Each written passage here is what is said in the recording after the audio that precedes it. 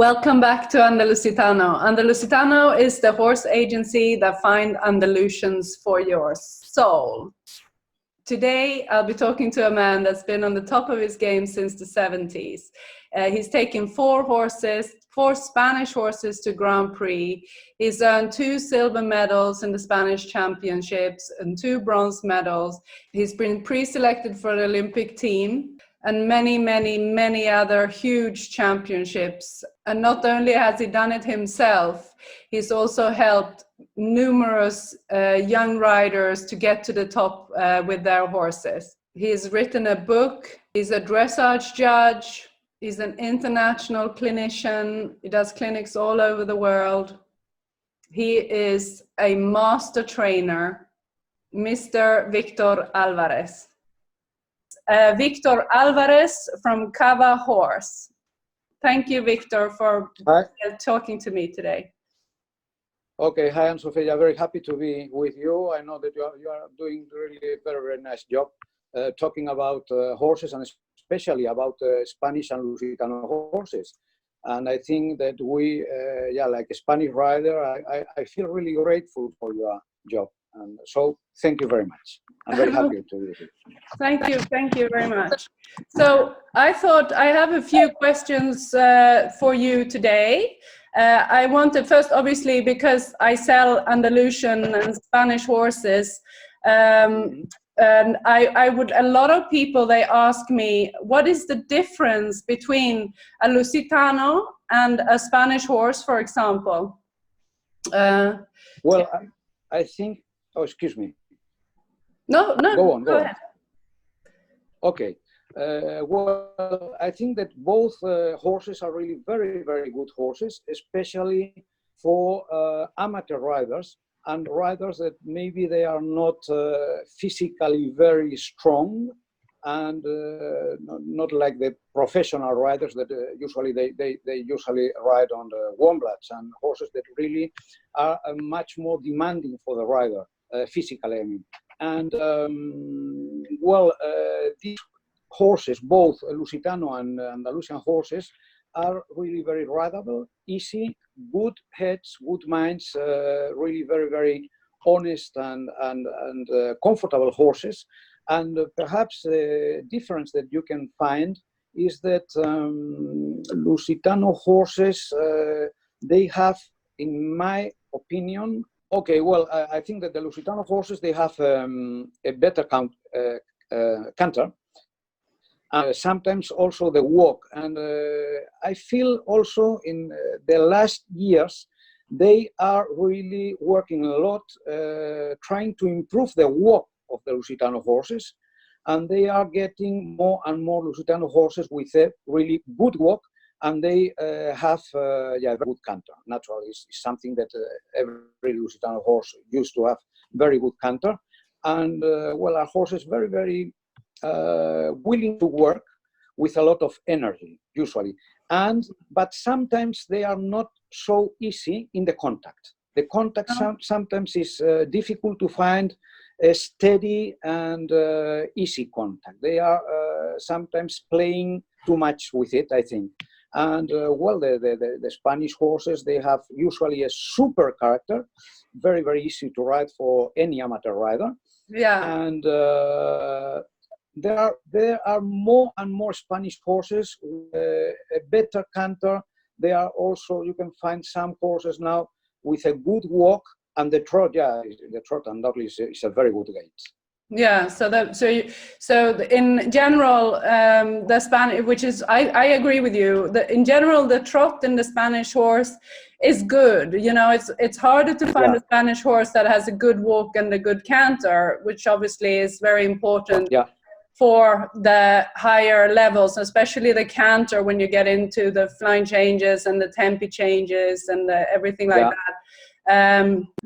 I think also that's why when you have a Spanish horse that can do this, because people, they sometimes, they're surprised about the prices of the Spanish horses when they get up in the levels. And I tell them that, you know, if you have a Spanish horse that can do the flying changes, it's not that easy to find. So they are going to be more expensive just because of that simple fact. Yes, and yeah, I agree with you absolutely. And well, you know that the flying changes are absolutely related to the quality of the canter. Then the better canter you have, the easier are the flying changes for the horses. Then the problem with some Spanish horses is that they lack of a jump in the canter stride. Yeah. And yeah, sometimes you cannot really find clear 3 beats with a suspension moment between the strides. And it makes really difficult to train that horses on the flying changes. But well, as you said, when you find a horse that is finished and is able to do especially the tempi changes, because yeah, Piaf Passage is very easy for them. They are really very, very gifted for both movements. But to find a horse with a good canter that is able especially to make these tempi changes is not that easy, and you have to pay that. Yeah, no, exactly. And I think, I don't know if you agree with me, but I think also that the Lusitano could be a little bit sharper in the character. Like they are not as forgiving as the Spanish horse. The Spanish horse, many of them, they have such a good character that they allow almost anything to happen to them. Yeah, I agree with you, and yeah, this is sometimes terrible because there are riders that can really abuse of these horses in the work, and I don't like this. And but yeah, I agree with you that the Lusitano horses, they don't really allow you to treat them in a mean way or in an aggressive way.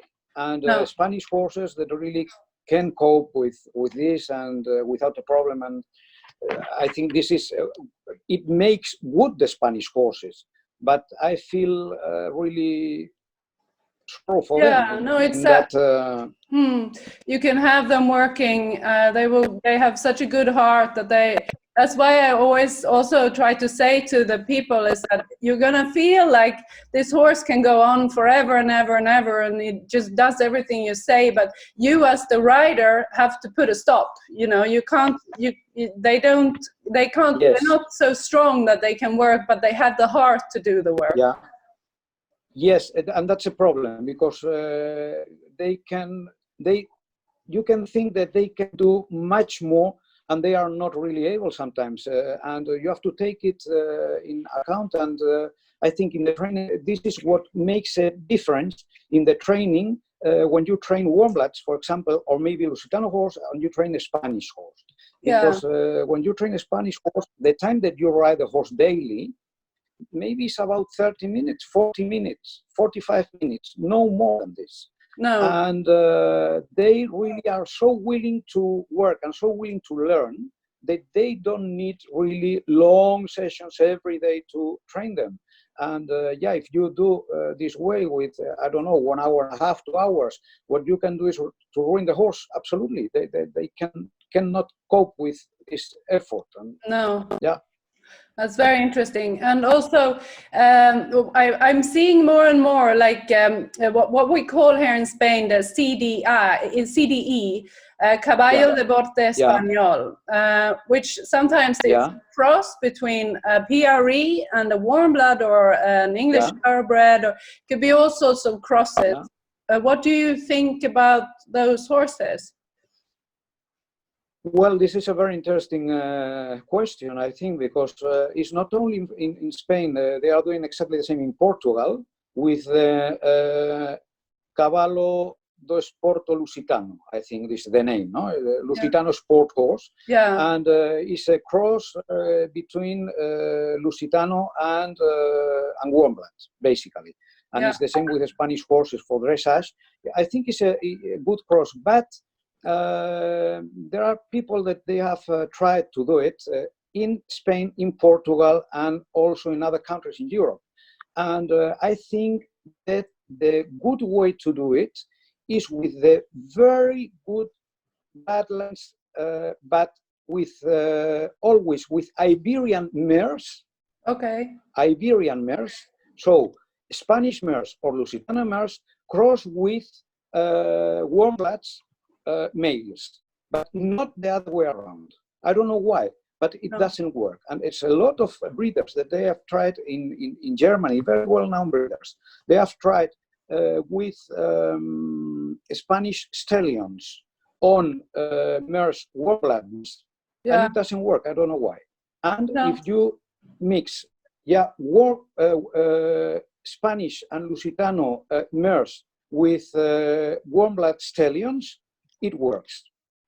Yeah, that's a really, it's a really peculiar. It's a strange that it wouldn't work the other way around, because one might say that a warm blood mare would be, you know, a bigger mare with a lot of a bigger womb, like it can grow a good bone, etc., etc. But yeah, it's strange.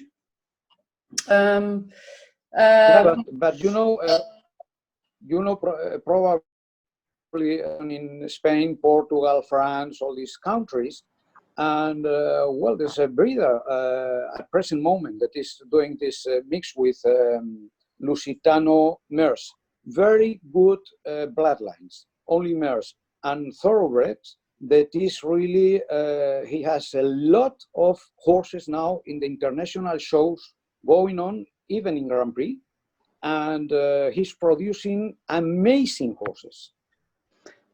I suppose the thoroughbred will give them a good canter, you know. It's it'll, and flexibility and durability. No, warm blood. Oh, warm blood. Warm blood. Okay. Warm bloods. Yeah. Warm bloods. Yeah. Well, that's you can find in the for example, now in the French team there are at least 2 of these horses at present moment in the dressage French team. Wow, yeah, interesting. Well, I've only sold a few crossbreeds, and they've been very functional. A little bit more horse to ride, maybe more fitted for an advanced amateur or a very dedicated amateur or professional rider, and they've been very happy with them. I said that, yeah.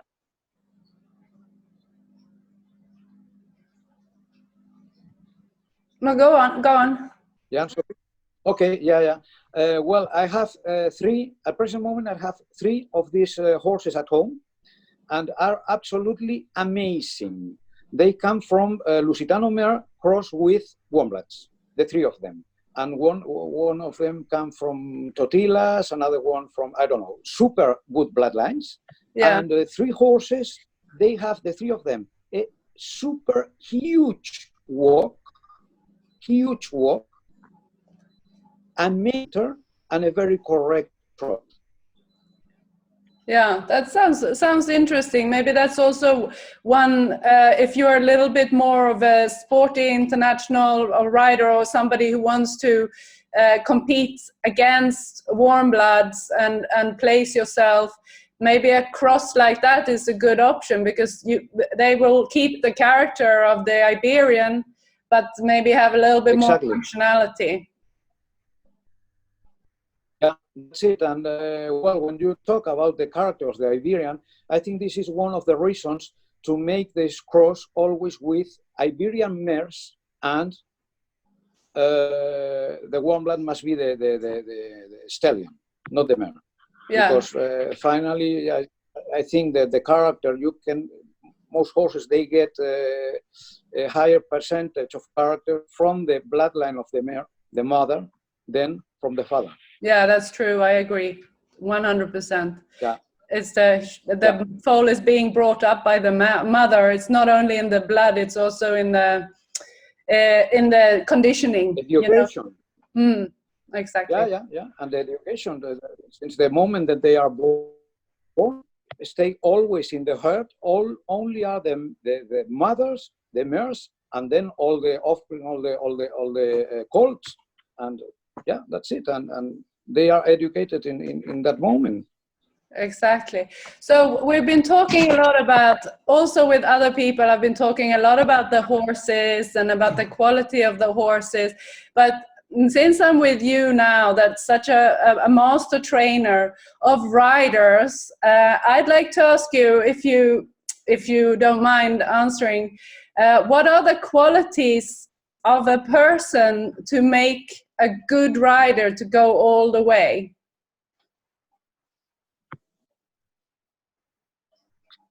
Well, basically, I think you have to be very patient, and I think that you have to be able to study, to keep your eyes open, to be humble, and yeah, and then to be flexible and able to know that things can change, that the horses are, all of them are different, that they are alive. You have to think always that the horses are alive beings, and you have to be very flexible and to be able to adjust yourself to every horse, because every horse is different, and you cannot ride all the horses exactly in the same way. So I always have thought that you have to have like a big drawer, a big box full of technical tools that you have to know how to use them, and in what moment you can use or you must use each technical tool, and be able to change your mind the moment you are training the horse. And well, you have in every moment you have in front of you like a reality. The horse is like he is in that moment. Then you ride the horse in that moment, but because you think that's the way you have to train him. But in the next moment, due to your training, he's changing, and you have to change your mind and you have to adjust yourself every moment to the new horse that you are producing with your training. You know what I mean? So it's something that is always, it's always changing. You are to be flexible enough to adjust and to adapt yourself to the new situation. I think that's a really, really good answer. I think as a rider, to be humble, number one, and to be patient and flexible, but not only flexible in your mind. That's the whole thing, that you can't enforce maybe. Just because you've trained one horse in one way, it doesn't always work with the next one. As you said, they're individuals. Yeah. It's a very, very good answer. And I think yeah, because I read somewhere in an old book, like one of the classic books about the horse training, or I don't remember now who wrote it, that in the old days they chose their pages, or the people that were caring for the horses, they had to go through like an intelligence test. They weren't allowed, they didn't want any, now it's going to sound really discriminating, but stupid people handling the horses. That they have to have certain qualities, like you say, like they needed to understand that it was a live animal, and that, you know, it's a being with a soul as well. That's why I like, absolutely, when I find the horses, it's very important for me that I choose a horse that fits the character of the person. And sometimes the person might not know what character fits, what horse they need. They might choose the horse that won't fit with their character. Let's say they're a very powerful, dominant person, and they choose a horse that's very submissive. It's probably not going to work out so well. So that was another question I wanted to ask you. When you look at a horse and a rider, I'm sure you help a lot of people to find horses for your students and the ones that you choose. If you look at those things. Yes, but well, sometimes you can find a horse that you can think that is a good horse for that people, but they can have problems with the way of being each other. And then I think that sometimes it's not really a problem.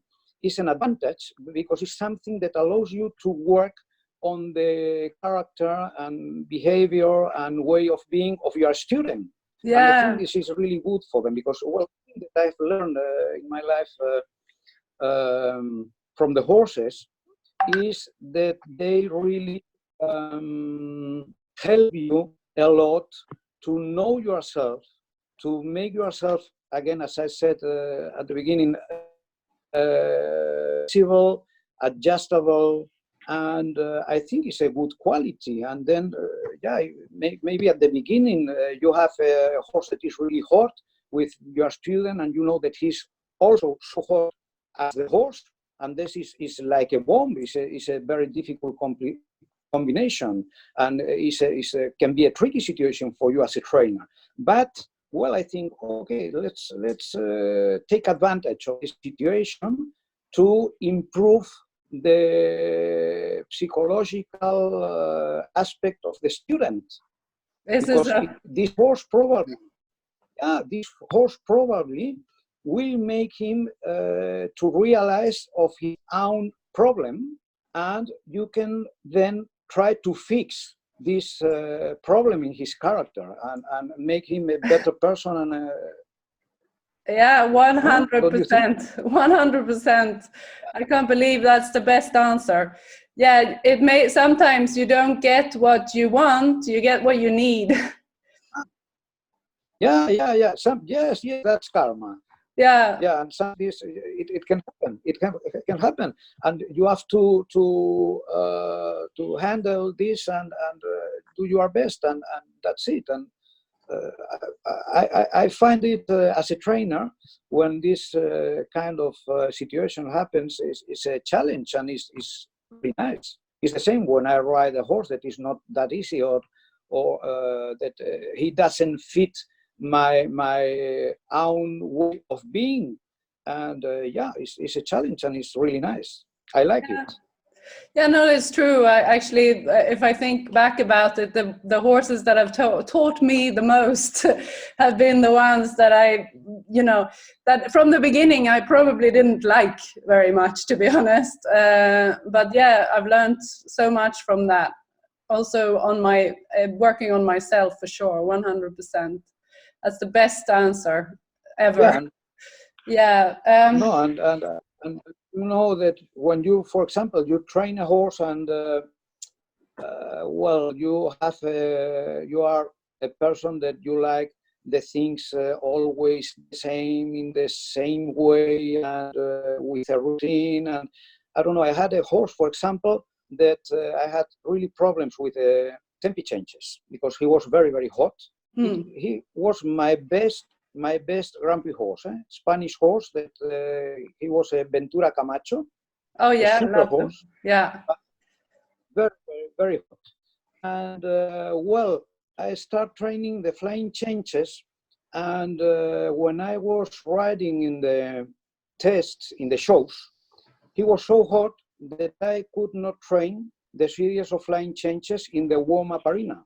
I had to make, for example, one diagonal and ask only one flying change, another diagonal, only one flying change. And then when I came into the competition arena, I had to ask the tempi changes every second stride, and then the one tempi changes directly in the warm-up arena. It was, because if I asked him previously 2 or 3 times just to check, he was just expecting that series of flying changes and about to explode. And and then you have to adjust yourself to the horse, to the situation, and be flexible. And and this Ventura Camacho is talking about Spanish horses.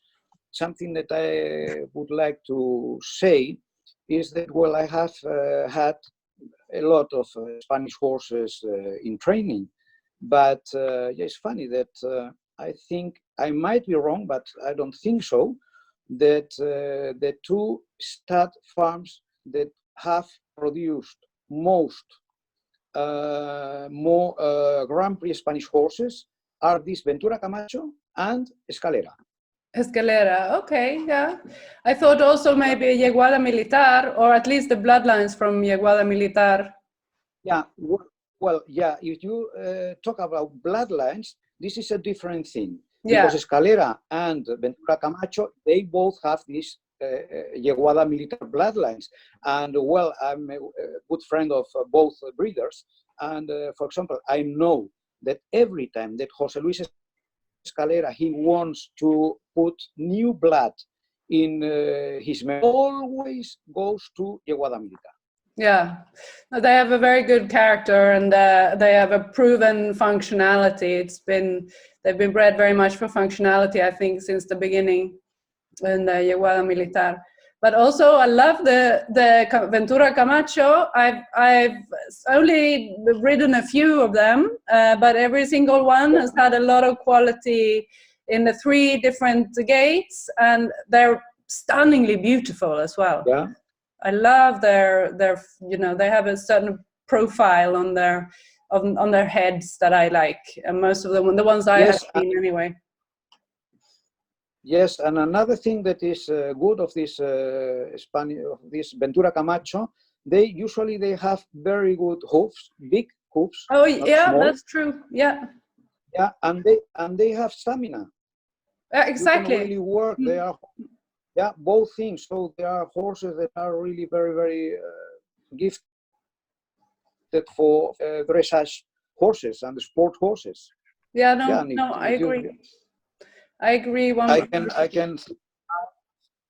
Yeah, some horses. I don't know, Albus, Delphinium, Medium, Iberium, Impaciente, Iles, Impaciente, and probably more. But all of them were Grand Prix horses, and most of these horses were in international shows in Grand Prix. So. Yeah, and is Gnidium as well? Gnidium, or how do you say it? Yes, medium. Yes, yes. Well, yes. One of my Grand Prix horses was Iles, and Iles came from Talisman and Daphne. Yeah. And Nidium, he was also a gold medal in the Spanish Championship and was ridden in a European dressage championship by Rafael Ortiz, is the name of the rider. He was son of Daphne, and Daphne was of Iles as well. So they were half brother. So it's the same family, yeah, for sure. So we spoke about the character of the student and the character of the horse in combination, which was really, I think that was a very good subject. So can we do a little bit on the riding part as well? Like the students, a lot of students might not be able to train, or I'm talking about the amateur riders, they might not be able to train every week with a professional trainer. They might go months without getting, you know, proper lessons, etc. And what happens then is that you tend to, or I certainly do, you tend to make mistakes, like you have your own little faults that you keep repeating all the time, and because you don't have proper training, those become almost automatic. So what I know what my faults are, but I would like to ask you, what are the most common faults that a rider does?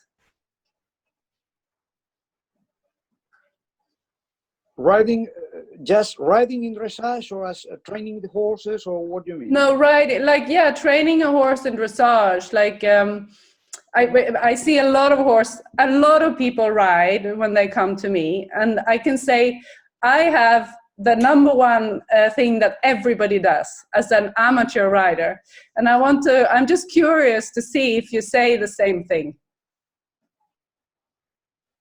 Well, I don't know, because I see so many different riders with different problems. But well, you know, about training, I think that there are differences, of course, in training warm blood and training Spanish or Lusitano horse. But the basics and the training tools are the same for Lusitano, for Warmblood, for Spanish. And you train them basically exactly in the same way.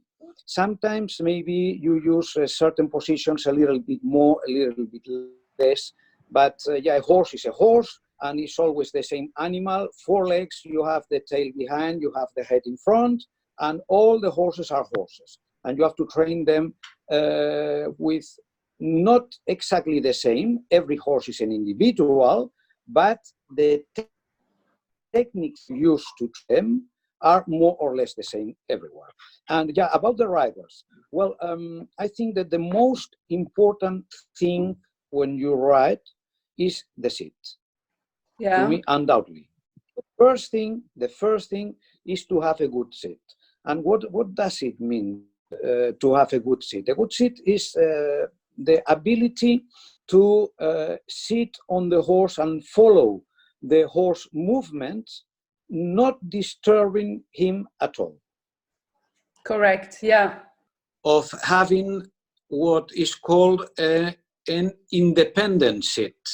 Mm-hmm. And this independent seat means that you can follow the movements of the horse, but you don't transmitir. Transmit. Yeah, don't transmit these movements through your arms and hands to the horse's mouth. This is very important. So you have to be able to keep a certain contact with the horse's mouth all the time, but not pulling back at all. That is very important to me. And then always, to me, the contact must be always the result of the impulsion. So the rider must sit quiet and nice and soft and flexible in the saddle. Both calves should be always in contact with the horse's sides all the time, contact with the horse's mouth through the reins, but these contacts must come because you push the horse forward. Then Exactly. this impulsion comes from the hind legs of the horse that are pushing the ground through the back, through the neck and paw, and then reach your hand. Exactly. And the contact you have must be always the result of the impulsion of the horse and the willing of the horse to go forward, and never that you grab the reins and pull back from the horse's mouth. That's the idea.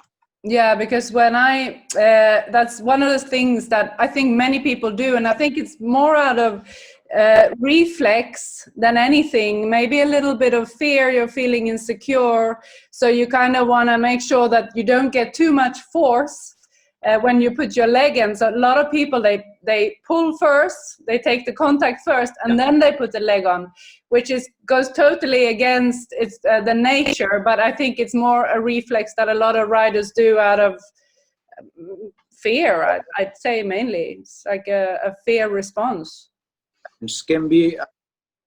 Sometimes can be due to fear, but I think that many times it's just that they don't have a seat good enough and independent enough to be sitting on the horse, and that you don't have the need to pull the reins to keep yourself on the saddle on the right way. Yeah, that's a possibility as well, especially if you have a big moving horse, then you use your reins as support, which is and we have with people and riders that we usually ride. My background is on Warmbloods, and I consider myself that I ride with a technique and all the classical German school, and my trainers were all German and so on. But when you ride Iberian horses, you have the advantage that are really very comfortable horses to sit on, and with a seat, it can be a poor seat, but good enough to follow the horse movements, and it's not that difficult as if you are riding in a warblet. So it's a big advantage of exactly. You can actually quite safely practice a perfect seat on a Spanish or an Iberian horse, and actually basically learn to ride properly. It's not always sure that you can transmit it to another breed later. You might start again, but at least know that.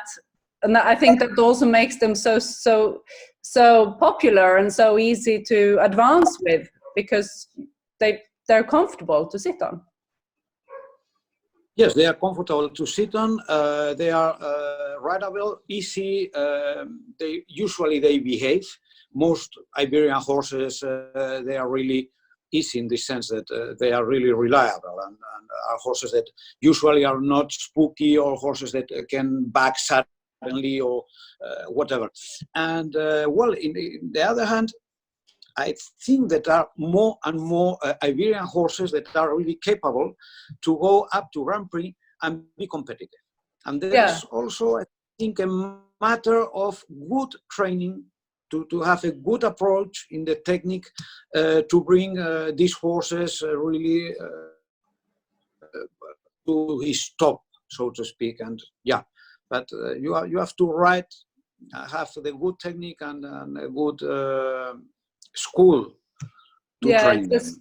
It's a system, I suppose. I mean, if you learn a system like a bit like a ladder, you go from one step to the next step to the next step, and which is kind of, that's what the professionals know, but a lot of amateurs might not know this system or use the system. They just sporadically ride a little bit, do a little bit of that, a little bit of that. But the horses, I think, they work very well with a routine. Like they know what's coming next. So you do the walk, you do the trot, and you do the canter, then you stop every time when you know that they learn those rules. And I think that's also what makes a horse so good when it's been schooled by a professional. That they have. Yeah, absolutely. And the way that we train the horses is also, many people can think about movements and I don't know, circles and shoulder in or leg yield or half pass or whatever. And well, what I do, especially when the horses are young, is really to teach them. It's like a game of stimulus and answer. Then they must learn how to react to each aid in a proper way. And for example, you can ride a young horse and you can play a little bit with the pressure of your legs. Then you pressure a little bit, the horse goes a little bit forward. That's enough. Then you can reward and pat him, for example. And I use a little bit more my right leg. And if the horse goes a little bit off that leg, immediately I reward him. And it's just play with the different aids. And the horse really learns what's the correct answer to each aid. That's really important. And then when you have the correct answer to the normal basic aids, forward, brakes on, back, isolated leg to go sideways, both legs to go forward, and of course the use of your seat, and you have the correct answer to each aid, then you bit by bit are putting everything together, and it's so easy to start the lateral movements or whatever, and it's just to play with all these things and to build this training from the beginning. If you really know how the horse reacts and you play with it, it's quite easy.